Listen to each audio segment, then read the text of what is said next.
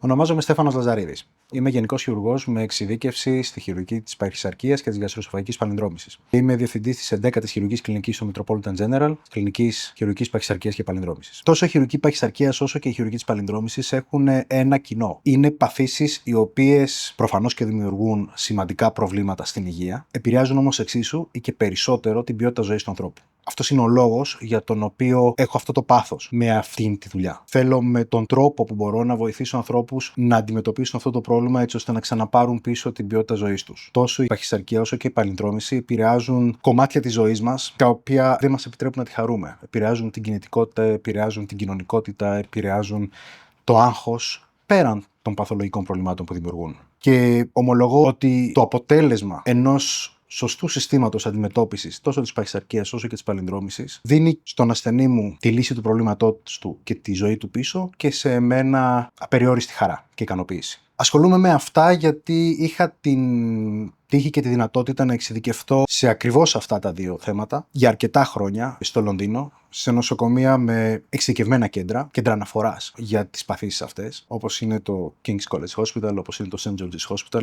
και όχι μόνο να εξειδικευτώ σε αυτό μετά την ειδικότητά μου στην Ελλάδα, αλλά και να ασκήσω σε θέσεις πλήρους ευθύνης. Γιατί έχει μεγάλη διαφορά το να εξειδικεύεσαι και το να ασκείς αυτήν τη δουλειά. Όχι μόνο στον τρόπο στον οποίο αντιλαμβάνεσαι τα προβλήματα του ασθενούς, όχι μόνο στον τρόπο στον οποίο αντιλαμβάνεσαι την ευθύνη αυτής της δουλειάς, αλλά και στο υλικό, στον αριθμό περιστατικών, στην ποιότητα περιστατικών, στην αντιμετώπιση δύσκολων περιπτώσεων, πολύπλοκων περιπτώσεων, στην αντιμετώπιση διπλοκών. Όπως όλες οι χειρουργικές επεμβάσεις, αλλά ακόμα περισσότερο οι επεμβάσεις οι οποίες αφορούν στην ποιότητα ζωής κατά κύριο λόγο και όχι στην ίδια την παθολογία. Να το ξεχωρίσουμε, δεν είναι κακοήθεια που απειλεί ευθέως τη ζωή ενός ανθρώπου, υπάρχει παχυσαρκία ή παλινδρόμηση. Ναι, μεν σε βάθος χρόνου μπορούν να προκαλέσουν πάρα πολύ σοβαρά προβλήματα υγείας που πρέπει να προληφθούν, αλλά χειρουργούμε ασθενείς οι οποίοι είναι καλά και δεν απειλείται η ζωή τους άμεσα. Το οποίο βάζει τον πύχη πολύ πιο ψηλά από το να σώσουμε μια ζωή.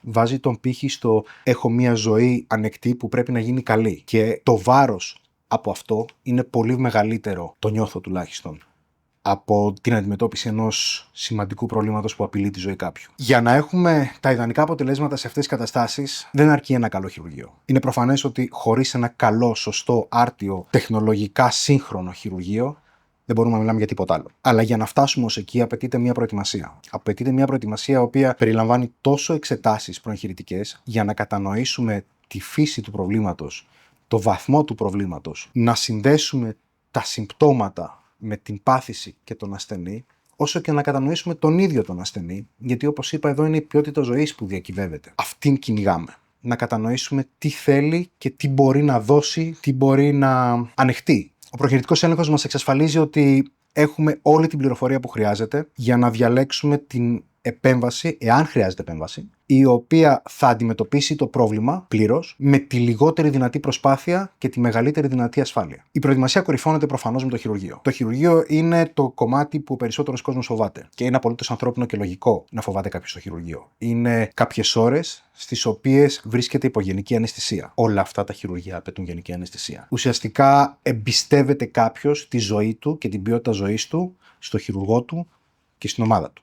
Στον αναισθησιολόγο του, στους βοηθούς του, στο νοσηλευτικό προσωπικό, σε ένα νοσοκομείο. Αφήνεις τη ζωή σου στα χέρια κάποιων άλλων. Δεν είναι δυνατόν να μην αγχώνει και να μην φοβίζει αυτό και είναι απολύτως κατανοητό. Και είναι και όντως η κορύφωση του άγχους και του φόβου όσον αφορά στις επεμβάσεις αυτές. Ωστόσο, δεν είναι το μόνο πρόβλημα που φοβάται κάποιος. Φοβάται και το πώς θα φτάσει σωστή επιλογή, το οποίο μας εξασφαλίζει το ακριβώς προηγούμενο στάδιο, ο προεγχειρητικός έλεγχος. Φοβάται τις επιπλοκές, τις οποίες εξασφαλίζουν δυστυχώς πράγματα που έχουν να κάνουν με τους χειρουργούς και τη χειρουργική του ομάδα. Δηλαδή η εξειδίκευση, η εμπειρία, τα σωστά υλικά, τα οποία δυστυχώς συνάδουν πάντα με αυξημένο κόστος, το κατάλληλο νοσοκομείο και η ειλικρίνεια. Θα ήθελα να σταθώ εδώ γιατί υπάρχει ένα νομικό έγγραφο και μια νομική υποχρέωση και ηθική υποχρέωση του κάθε χειρουργού και του κάθε γιατρού που κάνει επεμβατικές πράξεις απέναντι στον ασθενή του, που ονομάζεται νομικά, ιατρικά τέλος πάντων, ενήμερη συγκατάθεση. Είναι ένα χαρτί το οποίο υπογράφεται την ημέρα του χειρουργείου, την προηγούμενη από αυτήν, και περιλαμβάνει την πάθηση και το χειρουργείο το οποίο θα γίνει, τα ονόματα των γιατρών που συμμετέχουν κλπ. Αλλά περιλαμβάνει όλες τις πιθανές επιπλοκές. άμεσες και μακροχρόνιες που μπορεί να προκαλέσει αυτή η επέμβαση. Προφανώς είναι ένα χαρτί το οποίο δεν μεταφέρει την ευθύνη από τον χειρουργό στον ασθενή. Είναι ένα χαρτί το οποίο απαιτεί από τον χειρουργό να αποδείξει ότι ο ασθενής είναι ενημερωμένος για το τι πρόκειται να κάνει, ποιους κινδύνους έχει αυτό, ποια ωφέλη έχει αυτό και πώς αντιμετωπίζονται ο κάθε ένας από αυτούς τους κινδύνους που παρουσιάζονται. Προφανώς πάλι δεν είναι η πρώτη φορά που θα ακούσετε κάτι τέτοιο, τους κινδύνους και τις επιπλοκές ή τα ωφέλη της επέμβασης, την προηγούμενη ή την ίδια μέρα του χειρουργείου. Όλα αυτά θα έχουν συζητηθεί πολλάκις, αναλυθεί εξαντλητικά στις συνεδρίες με τον χειρουργό σας. Εκείνη η στιγμή όμως είναι η ηθική και νομική δέσμευση που λαμβάνει ένας χειρουργός έναντι στον ασθενή του. Αυτή η ηθική δέσμευση και νομική δέσμευση ουσιαστικά επιβάλλει την ειλικρίνεια που πρέπει να έχει ένας χειρουργός έναντι των ασθενών του. Με βάση αυτό, με βάση την ειλικρίνεια λοιπόν που πρέπει να υπάρχει για το ποια είναι τα ωφέλη και ποια είναι οι κίνδυνοι και πώς αντιμετωπίζονται αυτοί, η λύση είναι ένας χειρουργός ο οποίος είναι εξειδικευμένος σε αυτό που κάνει. Η γενική χειρουργική είναι άπειρος όγκος γνώσης. Δεν μπορεί κάποιος να ασκεί τα πάντα. Έχει ξεπεραστεί πολλά χρόνια αυτό το μοντέλο χειρουργού. Είμαστε πλέον υπερεξειδικευμένοι σε πολύ ελάχιστα συστήματα που χειρουργούμε στον υπόλοιπο κόσμο τουλάχιστον. Η εμπειρία του και η ειλικρίνειά του.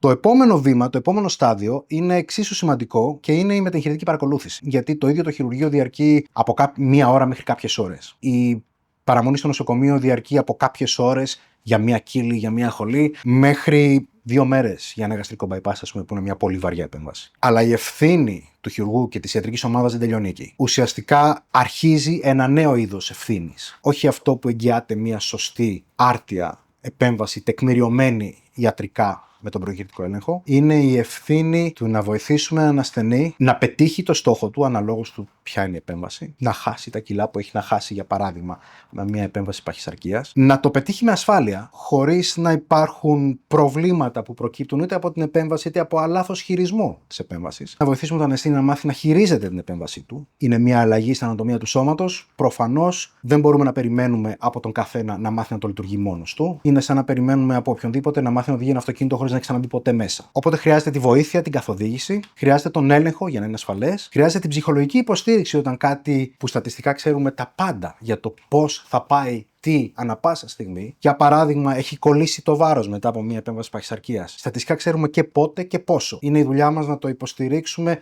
ψυχολογικά. Να δώσουμε στον ασθενή να καταλάβει ότι ναι, θα συνεχίσει. Μην μας ανησυχεί.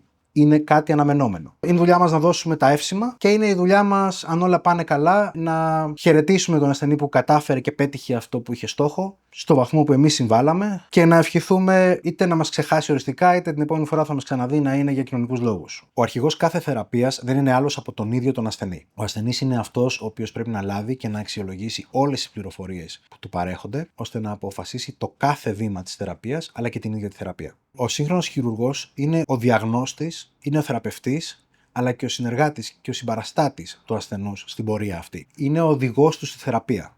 Είναι αυτός που θα του δώσει όλα τα απαραίτητα εφόδια και πληροφορίες για να λάβει τη σωστότερη απόφαση για τη θεραπεία του. Αν θέλετε να πάρετε μία απόφαση βασισμένη σε δεδομένα, εξειδικευμένη εμπειρία και ειλικρινή ενημέρωση, βρίσκεστε στο σωστό σημείο. Προγραμματίστε το ραντεβού σας για να δείτε αν και ποια χειρουργική λύση είναι κατάλληλη για εσάς.